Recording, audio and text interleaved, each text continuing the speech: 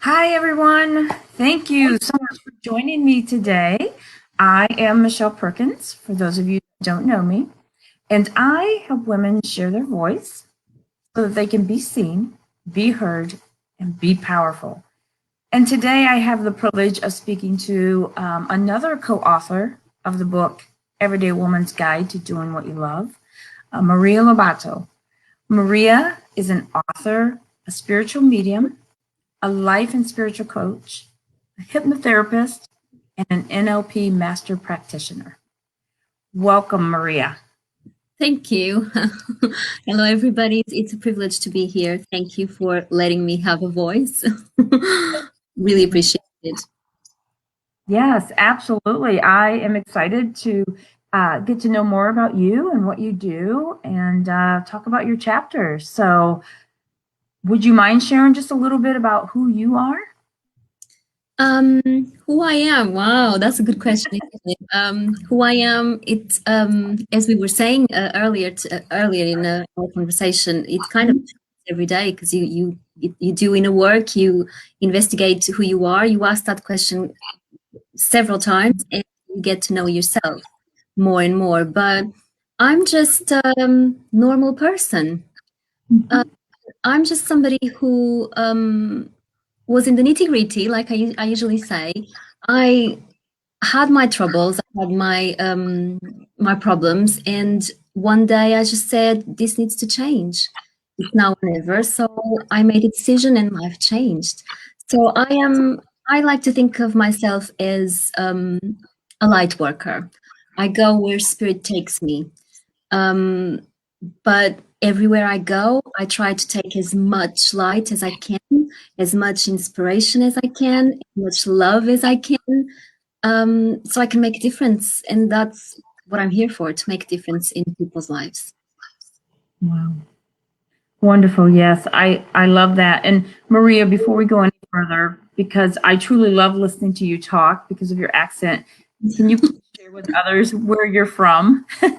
I am originally from Portugal, um, but I've been living in the UK for almost 17 years. Okay. So, yeah, I live in the UK.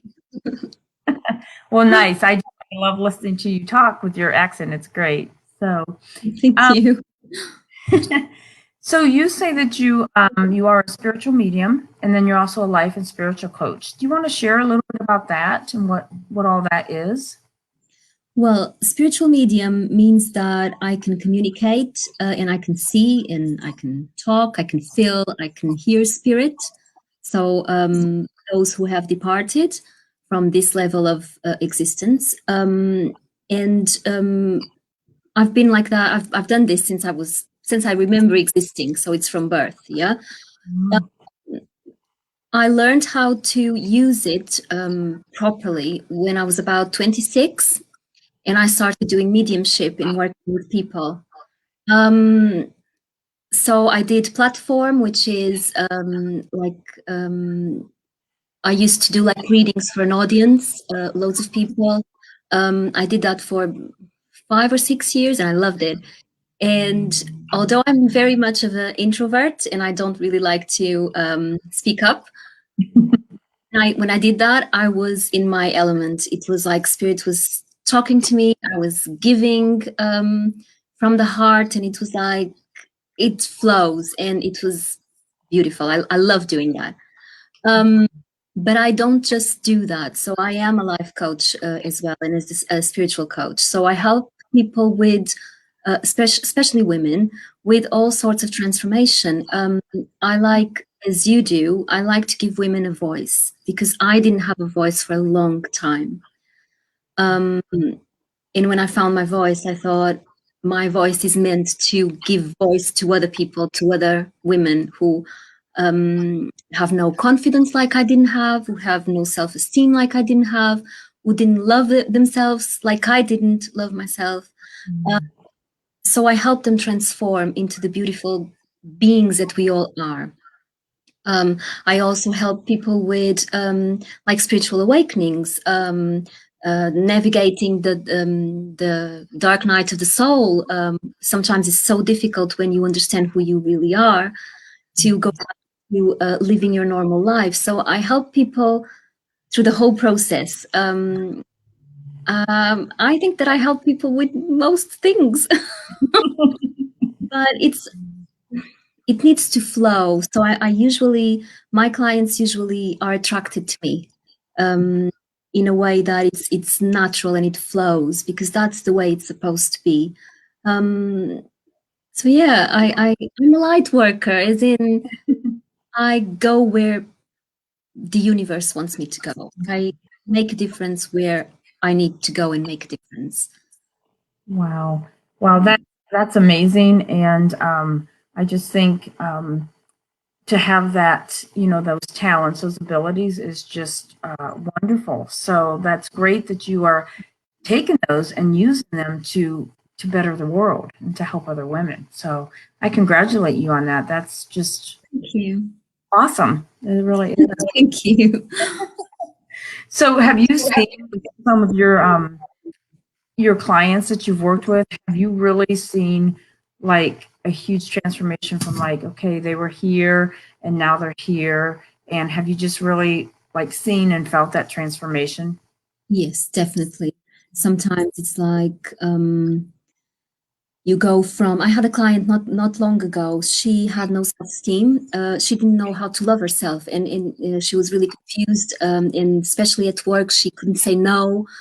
And I had a few sessions with her, and we went not that deep actually, because things were just ready for her to embrace who she was. It was like it was right there. She just needed a little. So we had a few sessions, and the other day I had a conversation with her, and she said, "Well, I'm saying no. I feel really confident," and she learned how to love herself. She was putting first. She was paying attention to what her body was saying. She was paying attention to her intuition. It was like she was just blossoming. It's beautiful. It's just, I think that just that is why I do it. It's because I see transformation in people that they go from, it's like alchemy. You go from lead into gold. You just transform, energy changes, you understand who you are, and then you shine your light outside, and you can change so many people, so much around you when you do, when you decide that to put yourself first. Mm. I love that. And first of all, I just hear your excitement and your passion when you're talking about that. And I think that's great. That is just wonderful because there's nothing more rewarding to know other than to know that you've helped someone be the best that they can be. It's just a great feeling to know that you played a part in them changing and just to watch them blossom and flourish is just amazing. So I love your enthusiasm and your passion for doing that. That's Thank great. you. Okay, so let's kind of switch gears and just briefly talk about your chapter of the book. Um, your title of chapter 25 is called I Just Want to Be Happy. Do you want to share a little bit more about the reason for that title? I had a feeling you were going to ask me about it, and yes, I will share it. Um, I was married to the wrong person for many years. Like we're talking about 22 years, yeah? Oh, And I was unhappy for most of that time. Um, but you know how it goes. You're stubborn and it needs to work out, and you push, and you know it's wrong, but you push and you want it to work out. And I used to say a prayer almost every night. I used to say, God, please help me save my marriage. mm, Almost every day. So you know it wasn't the right person. It wasn't right. If I had to pray like that, it wasn't right. right. But I wasn't ready to understand it. And one day, my prayer changed. Out of the blue, instead of the normal thing, I just felt, wow, I just want to be happy. Oh, I said, God, all I want is to be happy. Show me how to.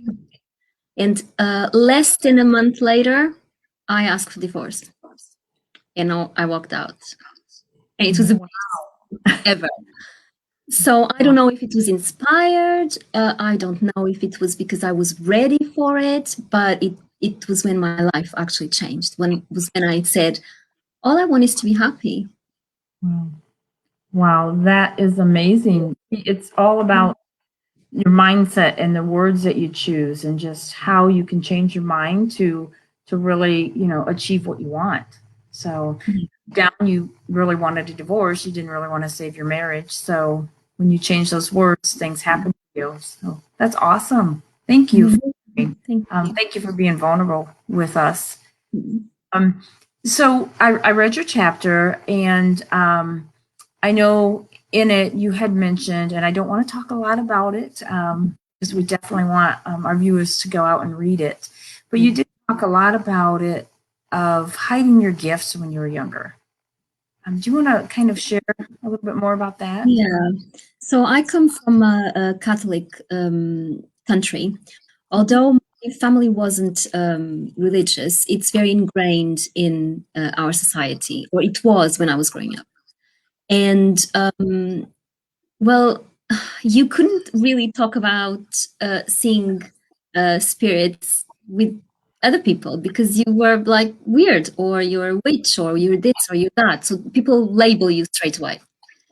And in my own house, I lived with my grandparents, and you weren't allowed to talk about religion or spirituality. God didn't exist. So I wasn't allowed to talk about it due to family traumas in the past. Okay. So it wasn't like God didn't exist. It was just like family traumas that they were upset that God didn't help. It didn't help them in a certain way, so they were upset. God doesn't exist, so I wasn't allowed to talk about it. So I remember laying in bed really, really young and seeing spirits around and seeing faces and having weird dreams, and I couldn't really talk about it. It wasn't until a few years later, probably about 7, 8 years old, that I started talking to my dad about it.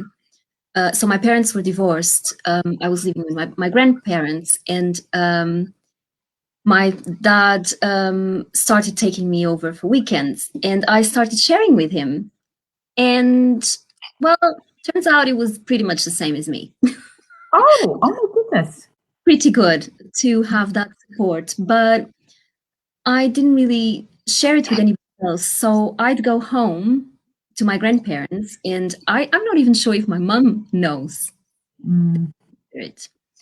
But I wouldn't talk about it. I wouldn't talk to about it to my friends at school. I wouldn't talk about it anywhere.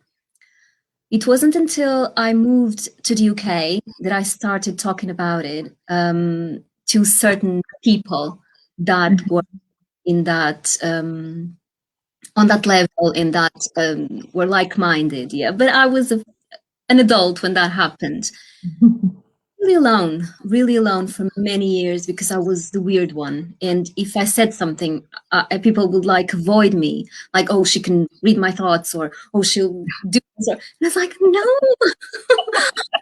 So it was weird. But now I own it.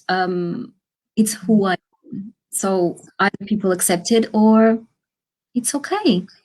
Yeah. I don't Wow. need to be loved by everybody. Right. Right. And didn't you feel like a sense of like a burden had been lifted and you were free? Oh, yes, definitely, definitely. Because you become authentic when you're able to own your gifts, own who you are. It's like your heart opens, and I can talk about myself. I don't have to hide it anymore. It's so good. Yeah. Yeah, I know. And I know many women, including myself, that you kind of just hide who you are or forget who you are because you don't want to offend somebody, or others might not like you, or others may expect you to act or do things in a certain way. And I know what it's like to just say, you know what, I don't care if not everybody likes me. I am who I am, and it's such a burden off your shoulders. Oh, yes, yeah.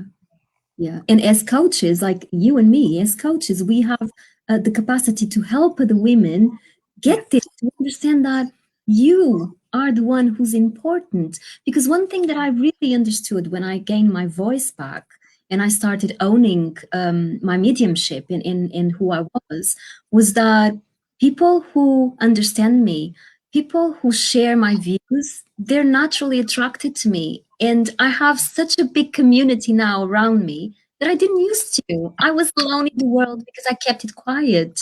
And now I own who I am, and I have all these people who want to hear what I have to say, who relate to what I say, to my experiences, to my way of life. And you can tell people go for authenticity.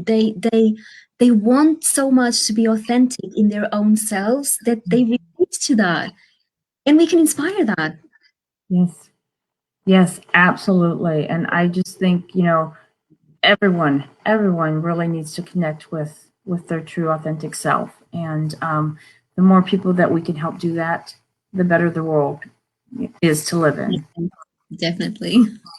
Awesome. Well, is there anything that you, before we kind of close things up here, is there anything that you would like to share with our viewers, to help them maybe connect with their true authentic self? Any advice you'd like to give?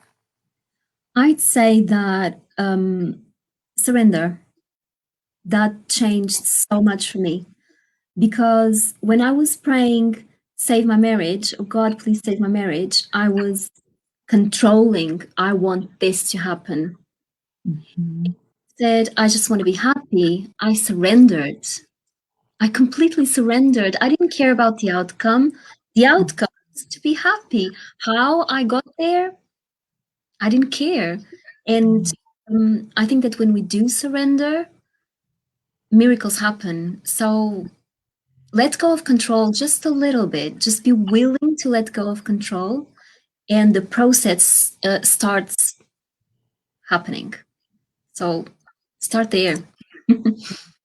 Wonderful. I love that. I think that is great advice. Just surrender. I've heard many people do that, and their life just changed in a big way. So thank you for sharing that. That is very helpful. My Thank you. pleasure. Thank you. So Maria, if someone really would like to speak to you, how could they get in touch with you?